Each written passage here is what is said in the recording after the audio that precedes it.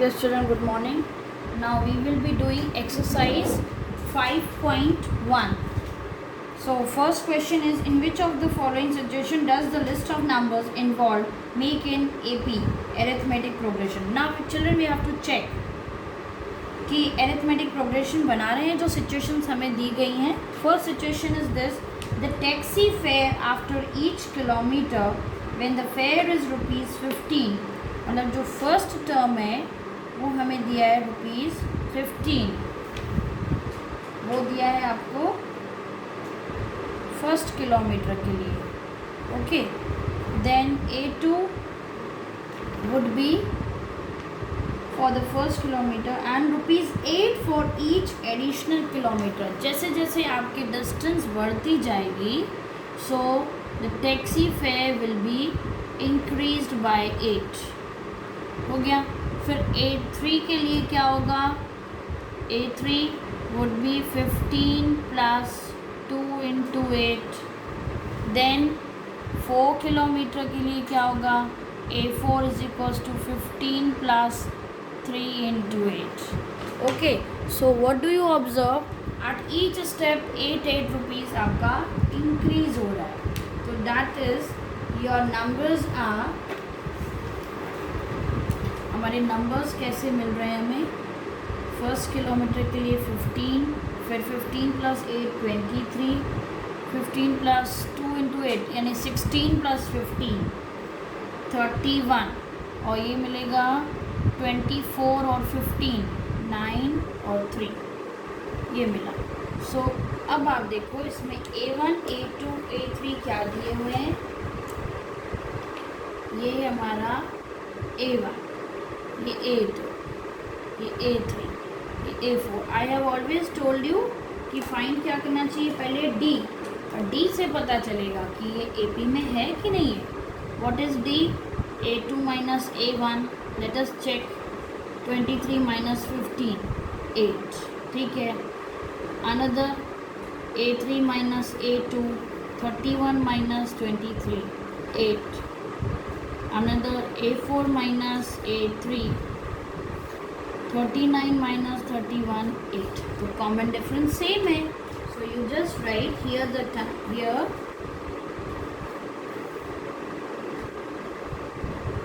D is same. So the given situation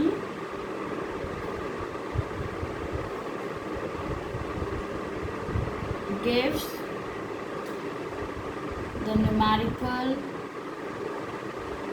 numbers which are in AP, that is which are in arithmetic progression. Now we will be doing second situation. The amount of air present in a cylinder when a vacuum pump removes 1/4 of the air remaining in the cylinder at a time. चलिए देखें.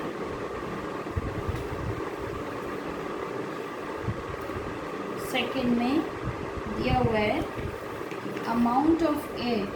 So we don't know. Let the amount of air present in the cylinder be 1 unit. पहले हम ले लेते हैं उसकी 1 unit है, और हर एक स्टेप में क्या हो रहा है उसका 1/4 रिलीज हो रहा है. So let us right.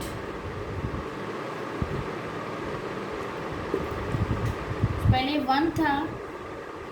Okay, and second step में हो गया 1 माइनस 1/4.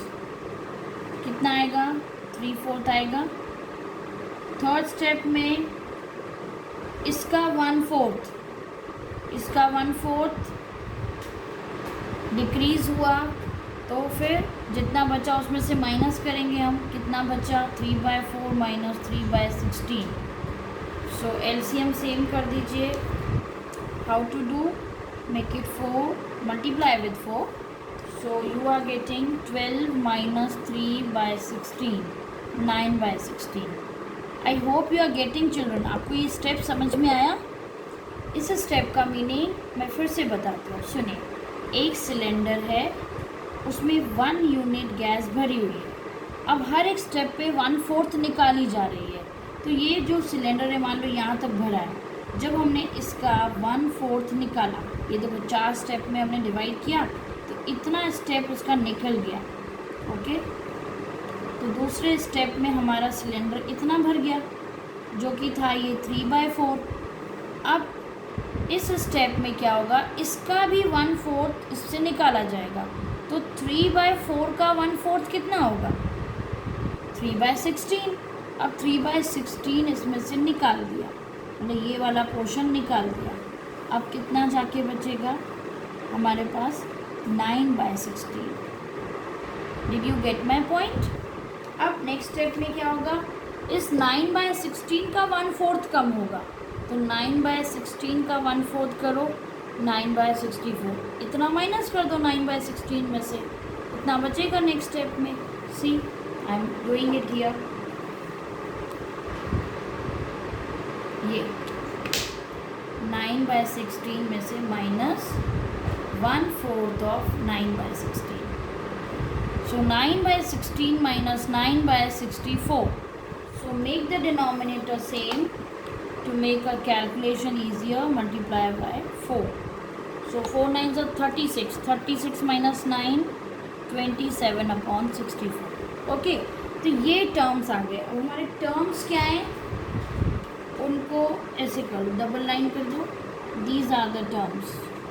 अब क्या ये टर्म्स एपी बनाते हैं? चेक करो, हमको डी निकालना है.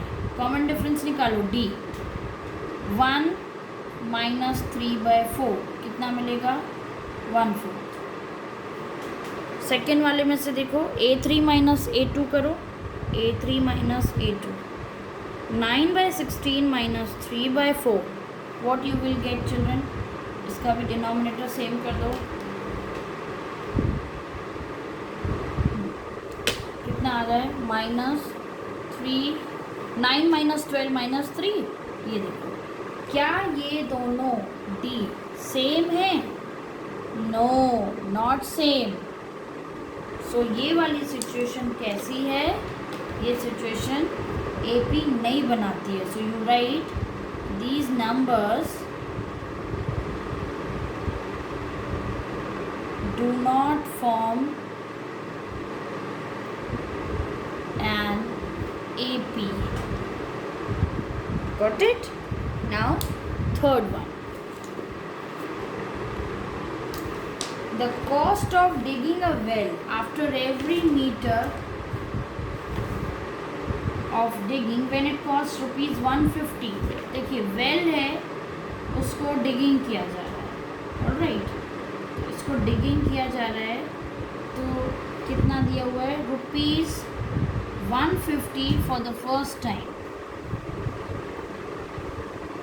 तो हमारा A1 बन गया 150. फिर इट राइजेज, और डिगिंग करते जाते हैं तो उनका 50 रुपीज़ पर मीटर बढ़ता जाता है. ये फर्स्ट मीटर के लिए है. फर्स्ट टाइम ना लिख के आप मीटर लिख दीजिए.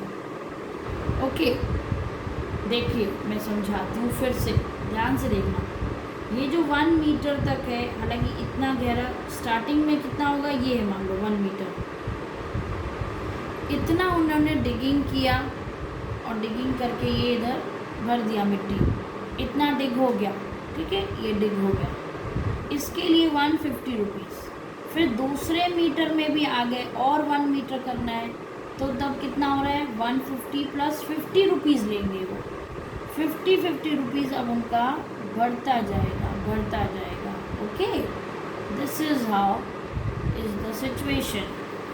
सो व्हाट डू यू ऑब्जर्व कि सेकेंड मीटर में 150 भी ले रहे हैं और प्लस 50. फिर A3 3 मीटर किया तो ये 2 टाइम्स 50 ले लेंगे. फिर A4 लिया तो 3 टाइम्स 50 रुपीज़ ले लेंगे. यानी चार्ज कितना बना हमारा, देखो हियर इट इज़ 200, या 250, या 300। क्या ये नंबर्स आपके बनाते हैं AP? Let us check. D, A क्या है 150, डी क्या है 200 माइनस 150, 50 आ गया। सेकेंड में से देखो A3 माइनस A2, ये A3 है बेटा, ये A3, ये A2, ये A1, ये A4। 250 माइनस 200, 50 आया, फिर से 50 आया, यानी कॉमन डिफरेंस क्या है? सेम है। If the common difference is same, यानी these values या this situation is of AP। लिखिए, therefore these numbers form an AP। Now fourth one, now see fourth one।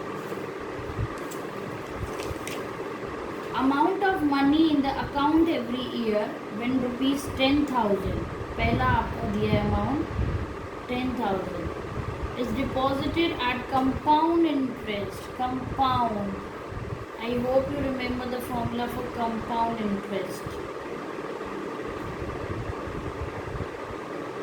compound interest आप समझते हो ना, रेट 8%।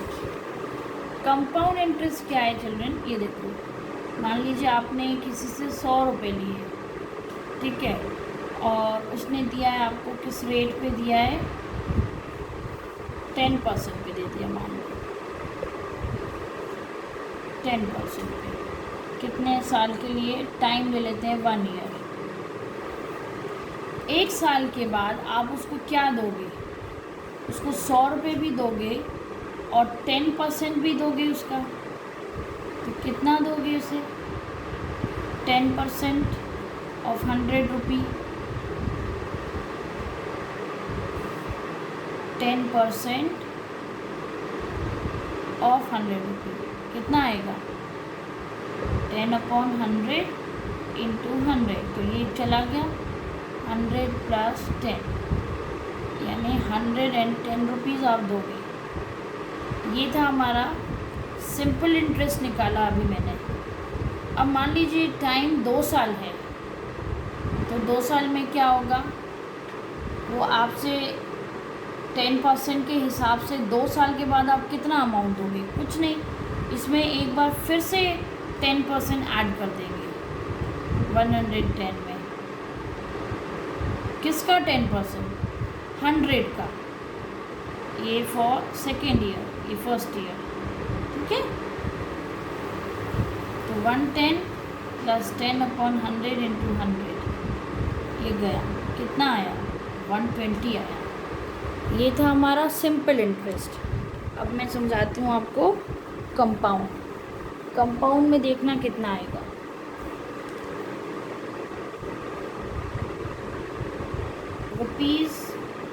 ₹100 है, ठीक है। अब कंपाउंड रेट कितना दिया है? 10% ही दिया है। टाइम हमारा, चलो पहले 1 ईयर ही लेते हैं। तो कंपाउंड इंटरेस्ट और सिंपल इंटरेस्ट 1 ईयर के लिए सेम होते हैं बेटा, ये देखो। तो 100 प्लस, ये मैं आपको कैसे बता रही हूँ, ये हमारी जनरल मैथ्स है। अभी मैथमेटिकली पूरे फॉर्मूले नहीं लगा रही हूँ। ऐसे जो लोगों को फॉर्मूले नहीं पता होते हैं, विदाउट फॉर्मूला ऐसे सॉल्व करते हैं वो लोग। फिर बोलते हैं अब सेकेंड ईयर के लिए क्या होगा। सेकेंड ईयर के लिए क्या होता है? इंटरेस्ट। अब इसमें कंपाउंड इंटरेस्ट बोला जाएगा। ये मतलब अमाउंट निकाल रही हूँ मैं, अमाउंट आफ्टर कंपाउंड इंटरेस्ट। अब जो 10% लगेगा, तो हमने पिछले में किसका 10% निकाला था? 100 का ही। बट अब ये जो कहता है कि ये फर्स्ट वाले का, इसका लगेगा 110 अमाउंट का, उसका 10% लगाता है ये। तो देखो ये 0 0 गया और ये गया, तो तो 110 प्लस 11 121 आया, जबकि हमने सिंपल इंटरेस्ट जब लगाया था 2 साल के लिए तब 120 आ रहा था। तो ये डिफरेंस है अमाउंट आफ्टर कंपाउंड इंटरेस्ट और ये अमाउंट आफ्टर सिंपल इंटरेस्ट। 1 रुपये देखिए इसमें एक्स्ट्रा है क्योंकि उसने सेकेंड में 10% उसके प्रीवियस वाले अमाउंट का निकाला, ये डिफरेंस है। I hope you are getting children. तो कंपाउंड इंटरेस्ट में अब आप देखना क्या होता जाएगा। चलिए इसी का ही हम एक एग्जाम्पल लिख के और करते हैं। मैंने आपको सिंपल इंटरेस्ट वाला बताया, पहले साल 100 था, 100 तो A1 था, पहले साल आपको कितना देना था 110, दूसरे साल 120, तीसरे साल 130 दोगे। और कंपाउंड इंटरेस्ट लगाते हो यदि, तब आप पहले साल तो 110 देते हो, यदि नहीं दिया तो दूसरे साल आपको 121 देना पड़ा था। अब थर्ड ईयर में कितना देना पड़ेगा, चलो कैलकुलेट करते हैं। ये था और 10% किसका लगेगा, 121 का ही लगेगा। तो ये गया 0 121 प्लस 121/10, तो 10 से डिवाइड कर दोगे तो क्या आएगा 0.1, ऐड करो 21333 मतलब 133.1 इतना। तो यहाँ 130 है, 131 33.1 है। अब देखो क्या इसका कॉमन डिफरेंस सेम दिख रहा है आपको। यहाँ पे D निकालते हैं तो 11 निकलता है इन दोनों का। जब यहाँ D निकालते हैं तो कितना निकलेगा 133.1 माइनस 121, 0 लगा दो इधर, 121 12.1। जबकि यहाँ देखो बेटा आप D 10 है, इसमें भी D 10 है। तो कंपाउंड इंटरेस्ट के जो अमाउंट होते हैं वो AP नहीं बनाते हैं। अब आया आपको समझ में। अब हम अपना प्रॉब्लम करते हैं। इसमें रेट दिया है 8%, तो हमारा पहला था 10,000, दूसरा क्या होगा 10,000। फॉर्मूला लगाएंगे अब इसमें अपन 1 + R/100, ये याद है फॉर्मूला। तो बस R की जगह हम लगा देंगे 8 और इसकी जगह टाइम। फर्स्ट ईयर में इतना रहेगा, सेकेंड ईयर में इसका होल ट्वाइस हो जाएगा। ओके, तो इसका अमाउंट देखिए कितना आ रहा है, ये 10,000, यहाँ सेमी कॉलन लगा देते हैं और यहाँ 10,000 इंटू 108/100, फिर 10,000 प्लस 108/100 का होल ट्वाइस हो जाएगा। कितना आएगा इधर 10,000, ये 0 कैंसिल होंगे, 1080, ठीक है। और यहाँ पर भी इसको यदि हम ऐसे लिख दें तो ये तो चारों 0 चले जाएंगे, है ना, चारों 0 चले जाएंगे। इसका स्क्वायर बनेगा 8 8 = 64 और 8 1 = 8 और 16 कैरी 1 11 आया, इतना आ रहा है। अब देखो इसका D कितना है,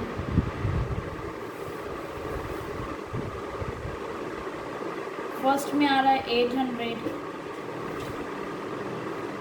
सेकेंड में कितना आ रहा है बेटा 11664 minus 100,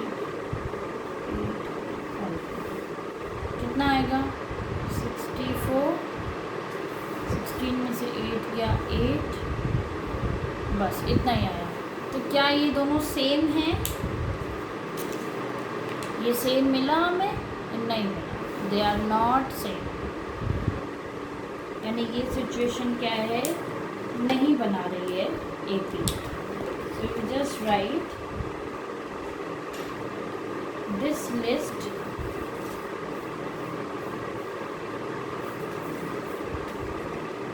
doesn't form an AP। Okay children, thank you. Now in the next video I will be sending you the next questions.